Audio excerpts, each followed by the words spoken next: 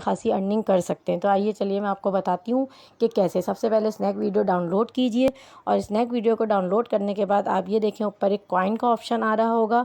सही, आप इस कॉइन के ऑप्शन के ऊपर क्लिक कीजिए। ऐसा पेज ओपन होगा जिसमें लिखा हुआ है माई कॉइन, ऊपर देखें, और साइड पे लिखा है विदड्रॉ। अब ये कॉइन्स आपको कैसे मिलेंगे, ये तो आपको सबसे पहले तो करना क्या है, यहाँ पर ऊपर आपके लिखा हुआ है इनपुट द इन्विटेशन कोड।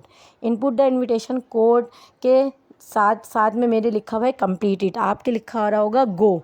तो आपने सबसे पहले गो पे क्लिक करके यहाँ पे कोड डालना है और कोड आपने 7 डेज़ के अंदर अंदर डाल। गो पे क्लिक करके कोड डालना है। कोड क्या है 171727 आप ये देखें नीचे लिखा हुआ होगा जहाँ पे लिखा है invite new friends and earn money.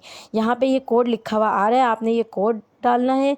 Code डालने के बाद आपने 2 लोगों को यहाँ से शेयर पे क्लिक करके, ज़्यादा लोगों को भी शेयर कर सकते हैं लेकिन फ़िलहाल आपने 2